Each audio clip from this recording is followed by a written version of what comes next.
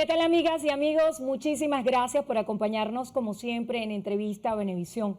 Hoy tenemos un invitado de lujo en nuestro espacio. Vamos a conversar con el señor Marcos Sarikian.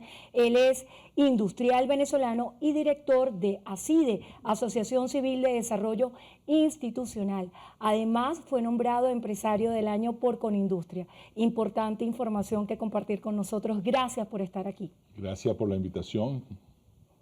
Vamos antes de comenzar a ver este documental de ACIDE donde nos habla de la historia industrial de Venezuela. Vamos a verlo. A principios del siglo XX, Venezuela es un país esencialmente rural. Más del 80% de su población vive de la agricultura.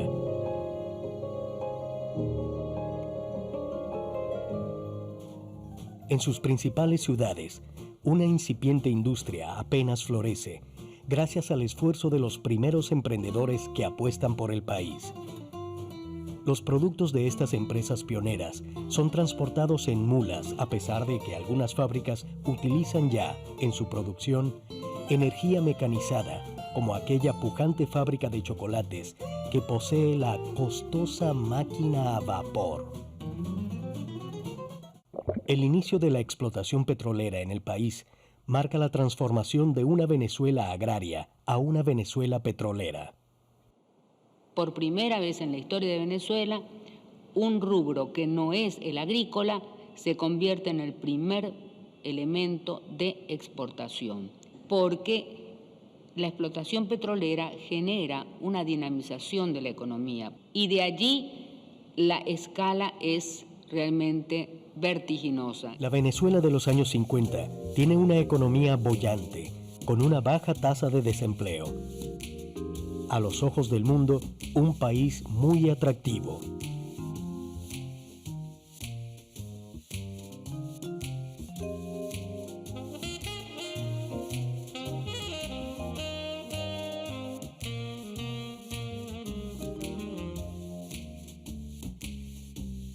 Yo creo que Venezuela tuvo dos grandes beneficios. Primero, que tuvo una clase social y política que entendió que tenía que industrializar al país como para salir de la ruralidad en la cual se encontraba y como para poder utilizar esos incipientes días del petróleo de manera tal de que hubiera sostenibilidad hacia el futuro. Esa clase social y esa clase política además estuvieron acompañados por una inmigración europea que estaba saliendo de la época de la Segunda Guerra Mundial, habiendo dejado una Europa muy devastada, y que venían personas con enormes habilidades desde el punto de vista de los oficios mismos, del quehacer mismo. En los años 70 hay una circunstancia también excepcional, y es el aumento de los precios petroleros. Entra una cantidad fabulosa de recursos monetarios, de ingresos por concepto de la exportación petrolera, y una parte muy, muy importante de ese ingreso entra en la circulación monetaria. Aumenta también de una manera extraordinaria la capacidad y la voluntad de consumo.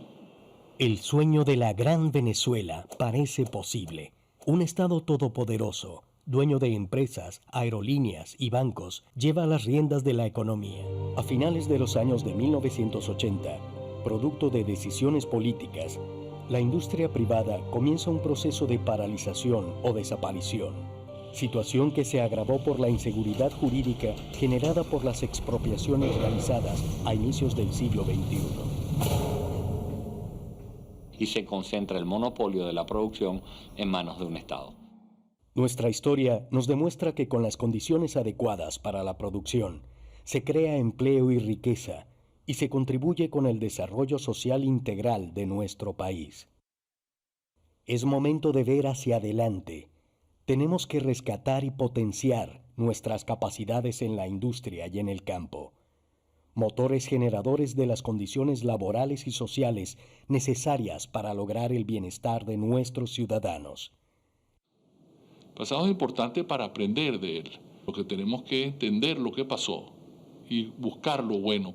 Lo que sí ha hecho el mundo próspero ha sido los que han entendido que el desarrollo es industrial y el desarrollo es igualmente agrícola. En consecuencia, tú tienes que construir un país con una balanza comercial, con una generación de actividad económica interna, con una generación de puestos de trabajo suficientes, no basados sobre los ingresos petroleros, sino basados sobre los ingresos derivados de productos manufacturados de mayor valor agregado. Tenemos el doble desafío, los venezolanos, de crear una sociedad dentro de la cual podamos tener un Estado sobre el cual nos podamos amparar como para poder convivir en términos de crecimiento y simultáneamente construir una economía distinta y postpetrolera. El petróleo va a seguir siendo la locomotora que impulse nuestra economía por un tiempo. La frase de sembrar el petróleo vuelve a ser efectiva una vez más. Usemos el dinero del petróleo para insertarnos en una economía diferente a la petrolera. La industria petrolera yo creo que va a ser importante en el futuro, pero no va a ser nunca lo importante que fue. Yo creo que la oportunidad de Venezuela es brillante en renovables. Tenemos el agua, tenemos los recursos hidráulicos, tenemos energía solar, tenemos energía eólica. Venezuela no es un país que se va a reconstruir. Venezuela es un país que se va a construir de nuevo, de forma distinta, con gente distinta, con enfoques distintos y con capacidades humanas distintas.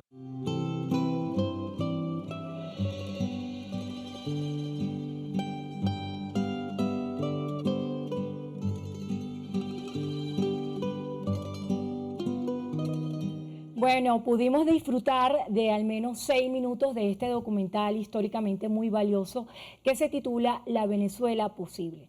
Hablar de Venezuela, conocer nuestra historia, sobre todo lo que decía Arturo Uslar Pietri, sembrar el petróleo.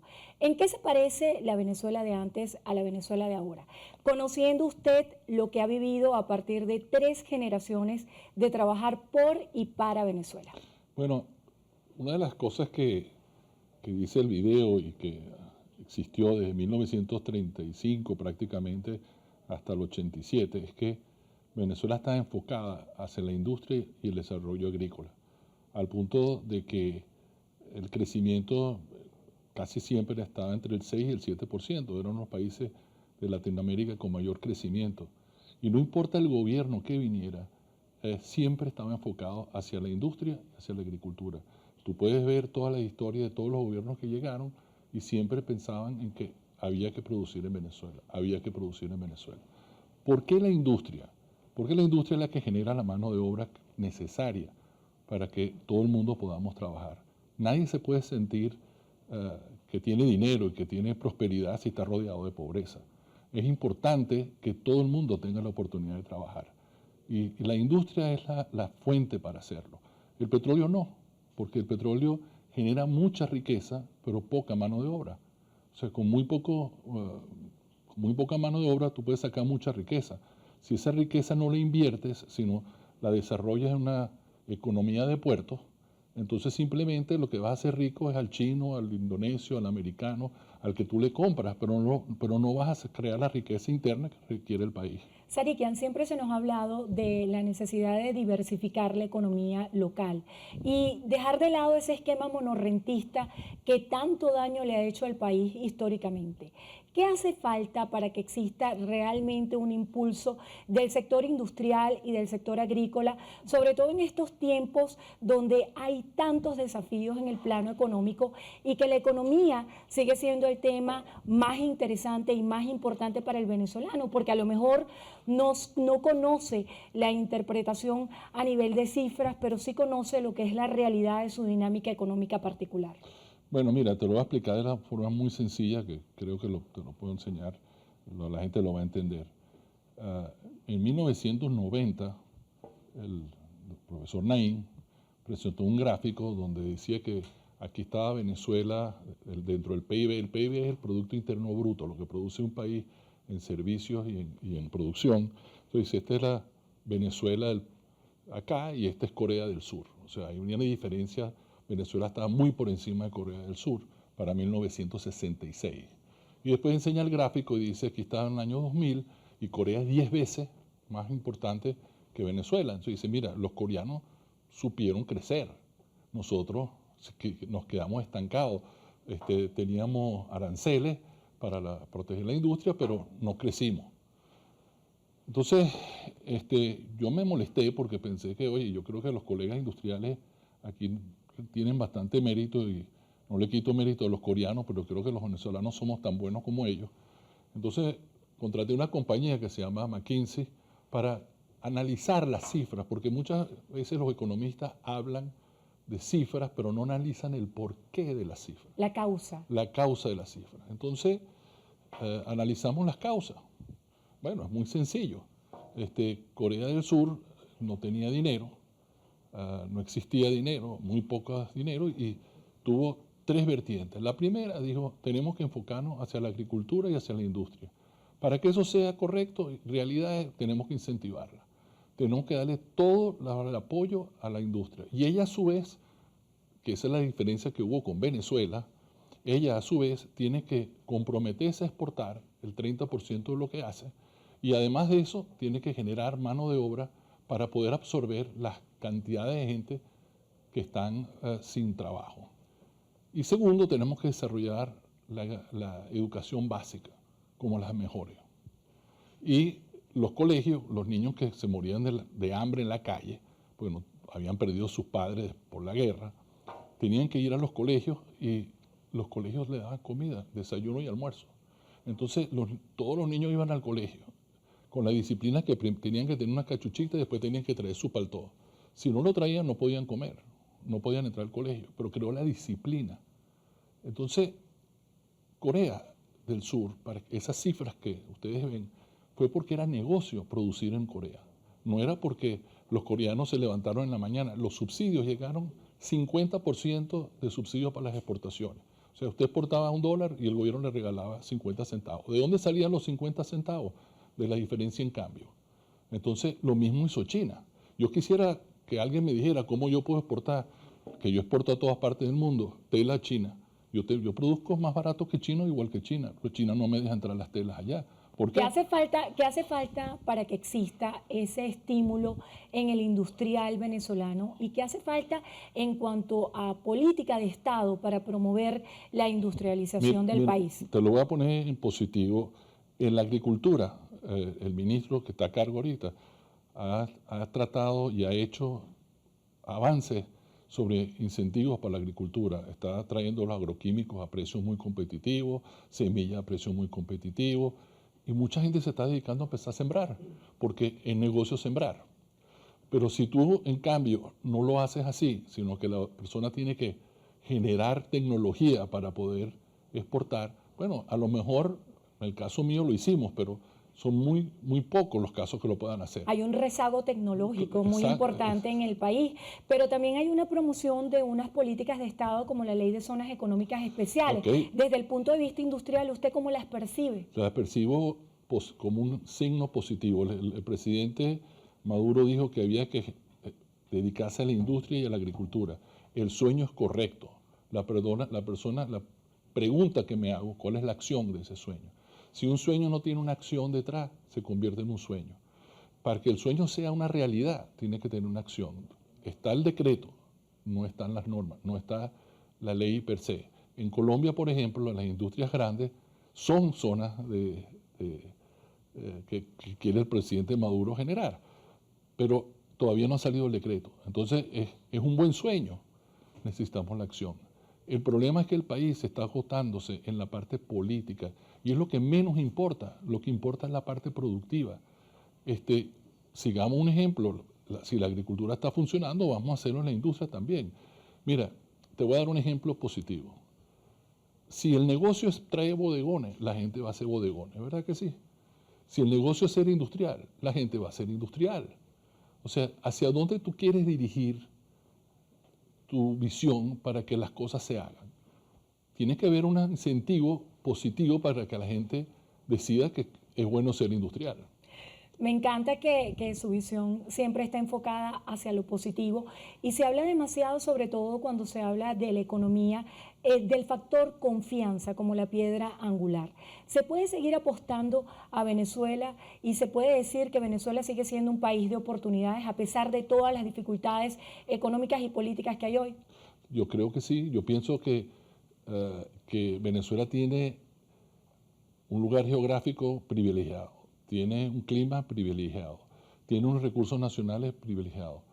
Si nos enfocamos un poco en la educación y nos enfocamos un poco en la disciplina de hacer que las cosas sucedan, que los sueños se hagan realidad, este es un país que no lo ataja a nadie. ¿Tiene usted todavía sueños y esperanzas en Venezuela después de haber desarrollado y ser parte de 3 generaciones que viven y trabajan por Venezuela? Bueno, te voy a decirlo con toda honestidad, ¿no? Todos los industriales que están aquí en Venezuela hoy no están porque sea negocio estar aquí, están por convicción de ser venezolanos. Para mí son héroes nacionales, que si tuvieran un impulso de ayuda para que salgan adelante, créditos, posibilidades de ayudarlos para regenerar sus empresas, volver a salir adelante, yo creo que tendríamos un país nuevo, y próspero y que generaría empleo suficiente para que todos los venezolanos vivamos mejor. Un país de buenos venezolanos. Gracias por estar con nosotros. Ha sido un lujo tenerlo aquí en este espacio, el señor Marcos Sarikian. Él es industrial venezolano y director de ACIDE, Asociación Civil de Desarrollo Institucional, además catalogado como empresario del año por Conindustria. Gracias por estar con nosotros en la entrevista a Venevisión. Y gracias a ustedes también a tomar este ejemplo de lo que significa ser buenos venezolanos y esa demostración de la Venezuela que sigue trabajando y que no se cansa de soñar. Hacemos una pausa y al regreso tenemos más de Noticiero Venevisión. Quédense allí que ya venimos.